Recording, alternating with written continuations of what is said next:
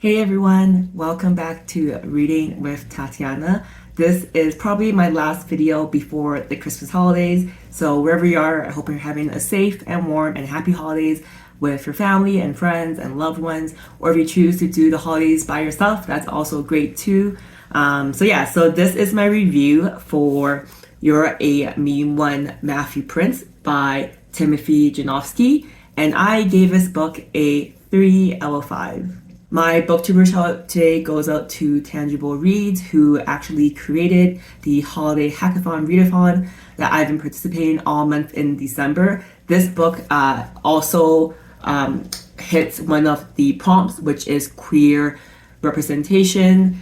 And yeah, if you want to check out her channel, she does a lot of great content. She does a lot of sprints if you want more accountability with your reading. And she also hosts and creates readathons. I've been having a great time interacting with her, and I really think she's a great addition to the Booktube community.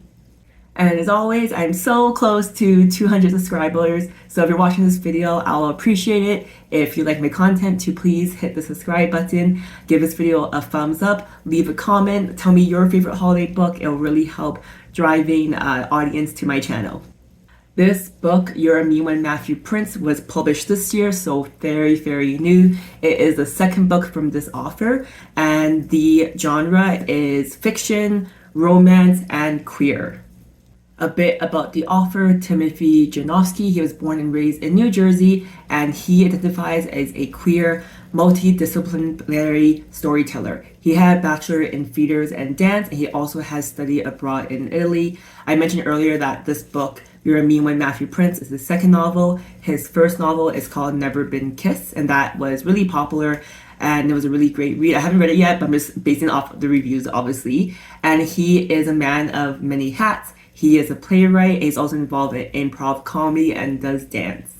The story starts with we meeting Matthew Prince. He is a product of a very, very wealthy family. His dad is of old money. I believe his dad's in finance, and his mom is of new money because she is a novelist who started writing books and then became really successful. And Matthew lives in New York, and he is that socialite. He's living the fast life, the party life. He has lots of friends, knows a lot of people, but it seems all very surface level. And but he's having a great life. He is in a throuple situation. He's dated and slept with many men. But the issue with that is he also is in many tabloid news story. So the story starts with Matthew Prince, and he's kind of in trouble because he bought an island with his parents' money. I want to caveat that everything he does up until this point in his book is through his parents' money, because he went to NYU but dropped out after a semester, and he doesn't seem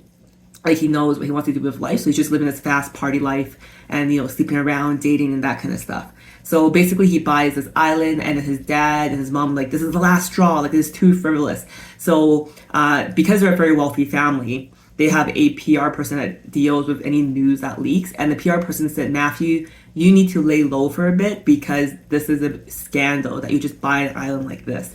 So the parents send him off to, I think it was called Lost Wind or Lost River. And basically this is where his mom's grandparents live. It's a small town, and he just has to lie low for a month until things blow over, or until they can get ahead of the story and spin it in a different light. And Matthew's just really upset because he's going to miss Christmas. He's going to miss the New Year's Eve party that he's planning with his best friend, and he's just really upset because he's also lost access to his credit cards, his debit cards, and also in this area where his grandparents live, there's no reception either for him to be connected to the online world. So he gets there to this small community, and not only does he not have his big apartment and everything, all that space, and his access to cards and stuff, but he has to share a bunk bed with his grandparents' student, Hector. And Hector is living there because I believe he's Latino, and he basically can't afford to pay rent or whatever, is kind of having a tough time. So he's a student at the university, and then Matthew's grandpa was so gracious to host him for a time being while he studies. And Hector is obviously the opposite spectrum of Matthew in terms of material goods and wants and that kind of stuff. So they're very opposite, but they're all forced to share a bedroom, a bathroom, and a bunk bed. So as you can see, this is a queer romance. You can see where this is going. And Matthew's here for a month, and then he learns a bit about the local people. He meets a lot of people in the area and small businesses, and he's kind of roped by his grandma. Because of his New York lifestyle, he's so used to hosting big, lavish events. She said, hey, can you host the Christmas Gala to fundraise money for all the small businesses? So that's kind of where the plot goes within the story. Common themes in this book, the first one I'll highlight because it's actually before the story starts, is the author's note, which I really appreciate, where he highlights that during the holidays it can be a tough time for a lot of people and their mental health, and that theme and that message is kind of carried throughout the book. So one of the first common themes I noticed right away is the idea of mental health and anxiety, especially during the holidays. I think growing up, we are fed and raised with this image of Christmas being a time with family, friends. There's always celebration and that kind of stuff. But there's so many ways that doesn't happen or come to fruition, and it's okay. Like, there's many ways to celebrate the holidays. Some people just enjoy having that time off from work and not working for several days, and you don't need to make it a big or meaningful celebration. But it's also great if you're able to, or if you want to. Like, it's whatever you want to make it. So I think that's the first common theme the book talks about, and I really want to highlight, because I think your mental health is really important. And during the time as the holidays, like, the expression that comparison is the thief of joy, that's very true during the holidays, especially during this time. So, give yourself some grace. And it's okay if your holidays doesn't look like someone else's, because it's your holiday and you're the one experiencing it, and just make it so that you are content.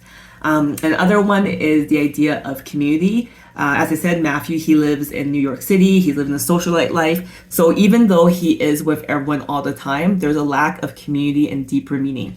So when he moves to this small community in town with his grandparents, he actually, even though there's less people objectively, he's able to connect with more people deeply. Another one, which I thought was really nice, was how when Matthew and Hector are sharing bunk beds, Hector snores. And, normally people, when they hear snoring, they get annoyed or they can't sleep or that kind of stuff. And even though Matthew couldn't sleep from it, his reaction to it was snoring makes him feel less alone, just because there's someone there that is near him. So I thought that was like really sweet. I never thought about it that way before, because I have so many friends when we have sleepovers that are camping, there would be snoring. I get really frustrated. But in a way, I should change my perspective and be like, I'm so lucky that I have someone in my life that I feel safe and comfortable to share a bed with, or sleep with, or spend the night with. So I really like that aspect of snoring. I gave this book a 3 out of 5, and I knew going in I have to kind of like remove any too critical judgment of this book, just because it is meant to be an easy holiday cozy read. But of course, there's always something to give criticism on. So the first one is, I thought the character's development felt too quick. There was a lot of sudden change of heart, which I felt like not enough happened for it to be triggered. I felt this way with the protagonist, the love interest, and also other characters in the book. Things just came together too quickly. Another reason I didn't like is I thought sometimes, and to add to the change of heart, is the logic didn't always quite make sense. But it's okay. It's a romantic book, and I meant to watch it, read it kind of like a Hallmark movie that I'd be watching.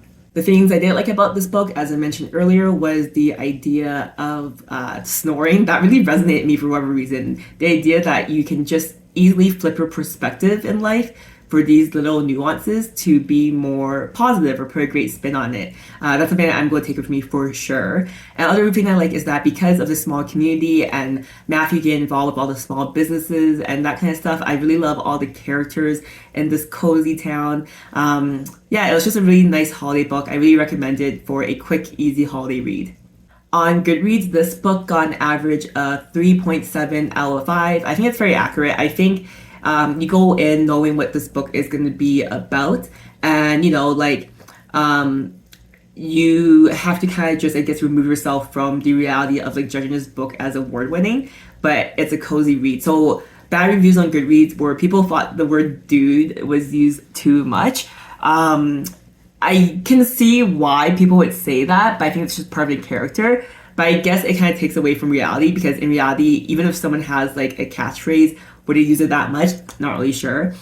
People also thought that the main character, Matthew Prince, even though, not to really spoil, because, this is a holiday romance, he changes and develops in the book, but people thought that They didn't have a lot of empathy for him from the get-go, and I hate how that he became like a better person, which I think is kind of crazy, like Grinch's. And I thought that like the offer made it with Matthew Prince doing very simple things like learning to cook, learning to do these little tasks was almost like endearing, but like no, they shouldn't be endearing. Why is the bar so low? He should already be able to know the stuff. So I guess I can see like how like the plot points for the love to happen had a very low bar. It's kind of like, you know, you see those memes on the internet like, oh, like my boyfriend's so great because he did blah blah blah, and it's like no, you shouldn't give them like brownie points for doing that, because it should almost be like an expectation because you're in a relationship where you guys are both like 50-50. Good reviews are people thought it was the typical Hallmark movie in book form. They thought it was enjoyable. It didn't blow you away, but you know, it's just easy to read. Why I think you should read this book if you watch until this point of the review, it's because you're in for a queer, nice, cozy romance that's set over the holidays. These are all the reasons you should read this book. Now I'll share how this book made me feel, because I always ask if someone recommends a book to me how it made them feel, because if they ask me a week, a year, 5 years from now, I probably won't remember exactly what the book was about, but I'll always remember how it made me feel when I finish it. So this book, You're a Mean One, Matthew Prince, it made me feel hopeful that people can and will change. And, you know, we're not all stuck in our ways and our lifestyles and our habits. And in the right situation, I think people can have a change of heart. Maybe not as quickly as this book lays it out, but, you know, definitely over a span of, you know, a few weeks or a few months. Thank you for watching until the end of this review for You're a Mean One, Matthew Prince by Timothy Janovsky. I don't know what my next book is going to be, because today's the December 23rd, and I did start an other holiday book to hopefully wrap up my prompts for the holiday hackathon. But realistically, because it's the 23rd today, I don't know how feasible it is I'll finish a book, and maybe after Christmas I won't be in the mood to read it. But right now I have started Mistletoe in Juneau by Dahlia Rose, I believe, which will hit my book by a BIPOC offer prompt for a holiday hackathon. But honestly, I don't really know what my next book will be. I have filmed a bunch of videos from now until year end. And I'll be probably MIA during the holidays. So if you watch my videos and comment on them, I'm sorry, I'm not ignoring you. I probably am just, you know, living my life outside of the screen. But I hope you guys have a safe holidays, happy new year, and I'll see you guys in 2023. Bye.